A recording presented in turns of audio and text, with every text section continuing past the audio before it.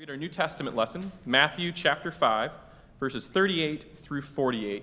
Here Jesus is speaking into very specific circumstances about revenge and how to respond after being mistreated. You have heard that it was said, eye for eye and tooth for tooth. But I tell you, do not resist an evil person. If anyone slaps you on the right cheek, then turn to them the other cheek also. And if anyone wants to sue you and take your shirt, well, hand over your coat as well. If anyone forces you to go 1 mile, go with them 2 miles. Give to the one who asks you, and do not turn away from the one who wants to borrow from you. You've heard it said, love your neighbor and hate your enemy. But I tell you, love your enemies and pray for those who persecute you, that you may be children of your Father in heaven. He causes his sun to rise on the evil and the good, and sends rain on the righteous and the unrighteous. If you love those who love you, what reward will that get you? Are not even tax collectors doing that? And if you greet only your own people, what are you doing that's different than others? Do not even pagans do that? Be perfect, therefore, as your heavenly Father is perfect. That's my commandment to my children every morning. Be perfect. Anything less is unacceptable. We hear these words from Jesus in the midst of the Sermon on the Mount, and then we also hear them said in a similar way in Amos that Betsy read to us earlier today. Amos was a shepherd who lived in the southern kingdom. At the time, Israel was divided into north and south. They were still doing well, but they were fractured. The south was not doing as well as the north, which was very prosperous at the time. And Amos was called to go to the north, out of his homeland, and preach to them a very difficult message. He was asked to give harsh words to people who were not used to hearing this type of critique.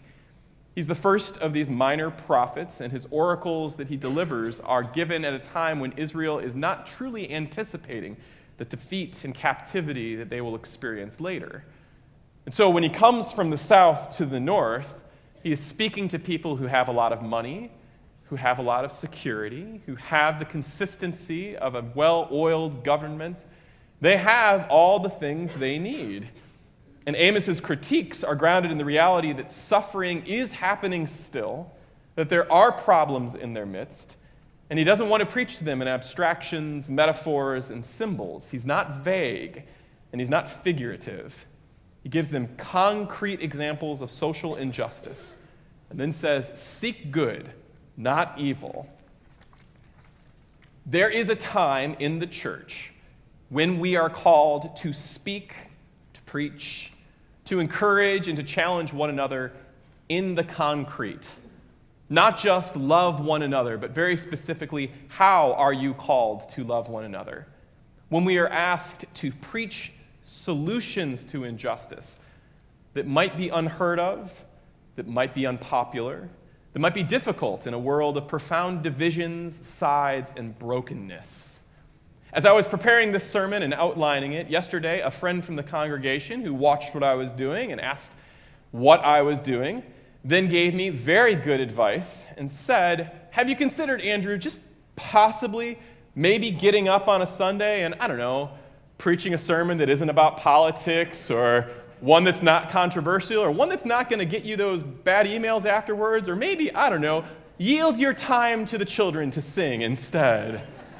I'm hearing those words, and I disagree, and I say no. It's a little bit exaggerated from what he's actually saying, because he does approve of what we are talking about here as a congregation, but there is that question.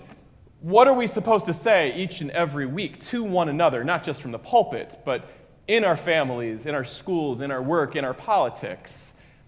And can we just talk about some nice stuff maybe here and there? Will that be more inspiring to one another? Well, that's what people were saying to Amos, and he ignored them. That's what people were saying to Jesus, and instead he went to very concrete examples.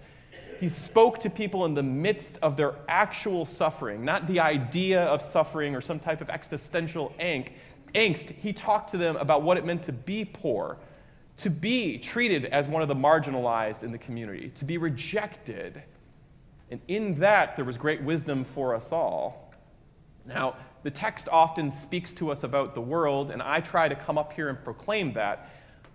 But I am very poor at giving examples of answers at the end of a sermon. In fact, I love writing the first 2/3 of a sermon. That last bit, the marching orders, the now go off and do this, often I'll mumble my way through it and end with a prayer and hope you didn't realize that I didn't give you an answer at the end of a sermon. Because I'm much better at identifying problems. I can see social injustice, as I think we all can. I like being exposed to what's happening, but I'm frustrated because I don't have an answer every time, and I want to. And so it's easy to bemoan the problems of the world. It's a lot harder to say, now what do we do? And for many weeks, months, and I'd even say years that I've been in this pulpit, I have been trying to come to answers. And I'm desperately asking you again today, help me and help one another come to that place where we have the concrete response. Let us not just talk in abstractions about hospitality and grace and love, but let us really come up with some type of solutions. Let us actually challenge one another to say what needs to be said and start trying things, knowing that we might fail, but at least we are trying to do something. And it needs to be something different. A couple of weeks ago, I watched on Facebook a very common debate that we see often in social media, and I watched factions split apart from one another's. I saw name-calling. I saw people beginning to retreat to their particular corners, and in this instance, it was about parenting and bullying. So this friend of a friend who I knew from college, but I don't know well, posts there in a very humble brag kind of a way about something her son did. He's a second grader, and he was recently suspended from school because, as she shares with the world, there was a little girl who was being bullied, and her son wouldn't take that. So he punched the kid, and he was sent home. And from there, she goes on to say, we need more of this. We have to have people standing up against bullying, against injustice, giving voice to those who have no voice. And plenty of people ran to her side and said, yes, say more of this. We have to fight back. And then we get a real loud contingent on the other side saying, no, violence is not the answer. This is the wrong lesson to give to our children. You are furthering the problem.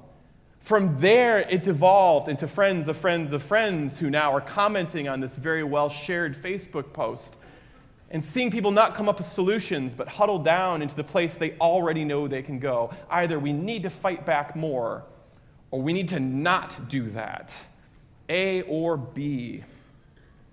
The best leaders that I have interacted with in my time in ministry are those people who are able to look at a difficult situation and see that there are two choices, A or B, one or two, black or white, and step back and say, maybe there's a third option. Maybe it doesn't have to be just this or just that. During the time Jesus was preaching the verses that we see today in the Sermon on the Mount, he was talking to people who were dealing with a very specific issue. You see, all of Israel, not just Jerusalem, but the whole country was under siege, and they were occupied by these Roman officials. There were soldiers, bureaucrats, and rulers, all under the Roman banner, who were throughout the whole country, and they could insist on anything. Our own nation remembers a time when the British Army could quarter themselves in your home. We remember that, but it's not nearly as relatable at this time. Well, the people in their American Revolution look back at this particular moment in Israel's time because this is a very similar example. A Roman soldier could go up to you and say, give me your shirt. Go carry this thing for me. You see, they could demand, they could insult, they could persecute, they could do anything they wanted, and they could compel the Hebrew people at any moment to give labor, equipment, supplies, shelter, and the people were forced to take it. And so amongst the Israeli people, there was arguments between the rabbis, the Pharisees, the Sadducees, parents and children about how they should respond to this injustice. And a large faction argued that now was the time to fight back. That if they come to take your cloak, give them your sword. If they ask you to go a mile, stop and cut them off at the knees and not allow them to go even another step. Fighting back was the answer, violence and vengeance. And on the other side, there were those who said, avoid at all costs any confrontation. Don't invite the Romans to see that you're in your house. Put your lights out. Don't step out there and get involved. Do your best to take care of your family and realize that this is just the world we live in. And don't make yourself a target. And so we had violent revenge and apathetic indifference towards protecting one's own. When someone hits you, you can either fight back or you can shy away. And into that, Jesus offers a third option. He gives something that was roundly mocked by even his disciples. He says, don't fight back and don't pretend it's not happening. If they hit you, turn around and encourage them to hit the other side. If they want you to carry something, go twice as far as they ask you to. If they want to take your shirt, give them your jacket as well. It's absurd, but it's disarming. And the Romans do not expect this type of response. It's not the norm. And they don't know how to handle it even. Jesus' own disciples and followers are concerned because it doesn't make sense. And yet, that is the perfect example of a response. A third option that is neither violent nor passive acceptance. When we now, as a church, observe injustice in our world, how do we respond? Think of anything right now. We have so many examples, but just a couple of quick ones. The Me Too campaign that we saw on social media over the past many weeks. Courageous people who are standing out and saying, yes, I was sexually assaulted at one point in my life. I was treated without dignity because of who I am. People bravely saying, this has happened in the world. As Christians, what do we do in response to that then? How do we recognize this terrible injustice of the hands of those who would take authority over another person, who try to control, silence, and abuse the innocents? What are we now called to say? Because I want to respond with violence. I want to respond by damning and condemning and taking those types of people out of this world entirely. But that violence leads to more violence. And I certainly don't want to just shut my mouth and pretend it's not happening or not talk about it to my children or avoid it in polite company at dinner parties because it makes us feel bad to think that 1 in 4 of people that we know have been sexually assaulted at one point in their lives. What is the third option? Or thinking back to just a week ago in a church in Texas, we saw innocent men, women, and children killed at the hands of a person who was able to legally and easily get a tool and walk in there and use that tool to kill.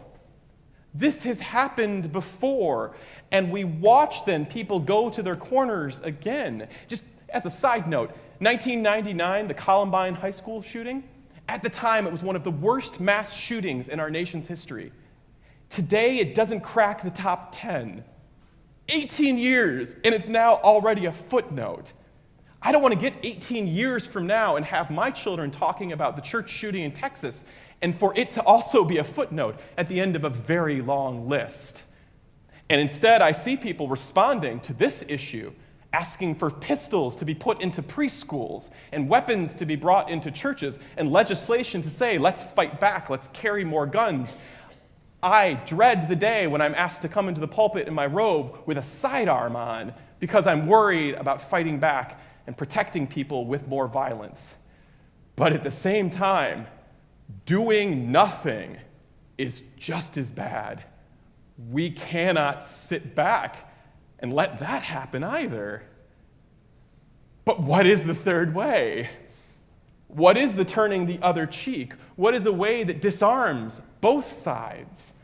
How can we speak out for peace and for safety and for love, to give voice to those who have no voice, to stand up against sexual abuse? How can we make this world better without just going back to our camps and doing the same old solutions we have every single time. What is the Christ-like response? And I'm saying this again as I wrap up the sermon. I don't have it. I want it. And you all are very smart. Make it happen, People's Church. Because Jesus is kind of looking at his disciples saying the same thing. He can't go into every household and respond to all of the Romans who are coming and asking for things. He's telling them, you got to do it this way. And it's going to be difficult and you'll be mocked. It won't be easy and it won't be obvious. But there is a way to do this so that the kingdom of God might be realized. I pray that we will join together as a congregation in prayer, in study, in action, as we seek to be that disarmingly perfect congregation that does the right thing at the right time that no one saw coming. That we will post, speak, respond, and be in a way that has not been considered by the public up until this point. And in so doing, we will demonstrate a dramatic power of the gospel that gets to the root causes of our brokenness in the world. But we can't just give up, and we can't fight back with more violence. And so, continue to talk about this. Ask hard questions, challenge one another, and try. Let us all try together, and let us lead, not just here at the People's Church, but in our world, because someone has to. And why not us? After a terrible murder in the Taizé community. Taizé, we have some songs, and in a minute we'll be singing one of their chants. It's a particular monastic community in France that's devoted to interdenominational worship together. Well, their leader, Brother Roger, who had founded the community and had really gotten it off the ground, he was brutally murdered in the middle of a worship service that he was leading in front of his entire congregation. And they responded by coming back later in the day and continuing the worship service and still worshiping, offering praise to God, thanksgiving to God, and praying for hope from God. I encourage us to sing 2 times through one of those Taizé chants here, number 635, sing praise and bless the Lord. You'll see the Latin printed underneath it. I'd encourage you to sing whatever parts, whatever language, with words or with silence, as we seek to be guided by God in the midst of tragedy and pain, and certainly as we seek hope for this congregation moving forward in our congregational meeting.